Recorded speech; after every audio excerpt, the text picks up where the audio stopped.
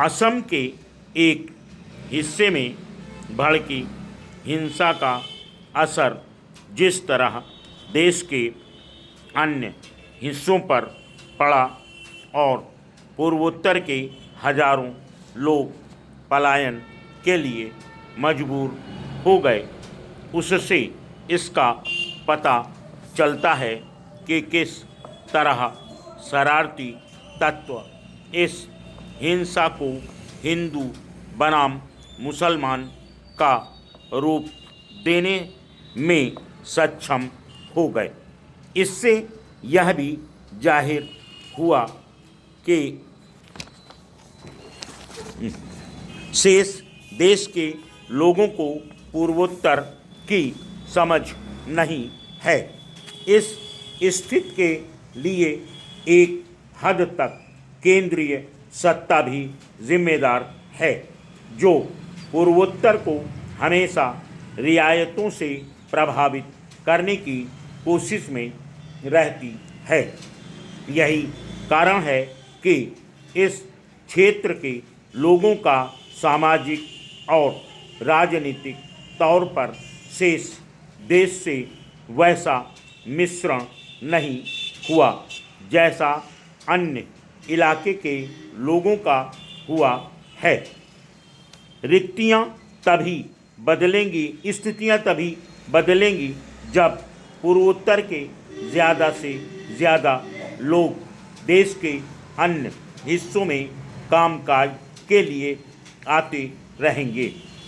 अगर किसी भी कारण से वे भयभीत होंगे तो इससे पूर्वोत्तर की भी समस्याएं बढ़ेंगी और शेष देश की भी।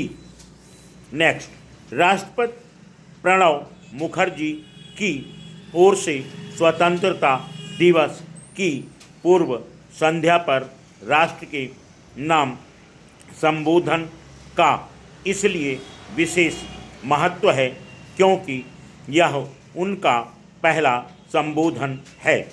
यह स्वाभाविक है कि आम जनता उनके इस संबोधन पर खास तौर पर गौर करेगी। यह उल्लेखनीय है कि राष्ट्रपति ने अपने लंबे संबोधन में करीब करीब उन सभी मुद्दों पर प्रकाश डाला जो आम जनता को उद्वेलित कर रहे हैं, लेकिन यह कहना कठिन है कि वह उनके विचारों से सहमत व्यक्त करेगी। राष्ट्रपति की जिस बात ने सभी का ध्यान अपनी ओर खींचा है वह है भ्रष्टाचार के संदर्भ में उनकी टिप्पणी। उन्होंने यह तो माना कि चारों ओर फैले भ्रष्टाचार के खिलाफ रोष है और इस बुराई के खिलाफ विरोध जायज़ है, लेकिन उन्होंने यह भी रेखांकित किया कि यह हमारी लोकतांत्रिक संस्थाओं पर आक्रमण का बहाना नहीं बन सकता। क्या राष्ट्रपति यह महसूस कर रहे हैं कि भ्रष्टाचार के खिलाफ आम जनता में जो नाराज़गी है वह सही ढंग से व्यक्त नहीं हो रही है? आखिर किन कारणों से उन्हें यह महसूस हो रहा है कि भ्रष्टाचार के खिलाफ विरोध लोकतांत्रिक संस्थाओं पर चोट कर रहा है?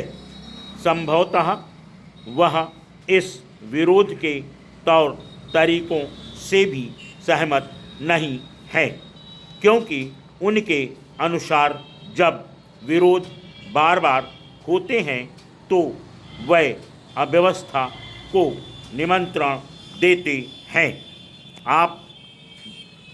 आम धारणा है कि विरोध बार बार इसलिए हो रहे हैं क्योंकि भ्रष्टाचार के खिलाफ जैसे कदम उठाए जाने चाहिए थे वैसे नहीं उठाए जा रहे हैं। आखिर इन स्थितियों में आम जनता तो धैर्य रखेगी ही।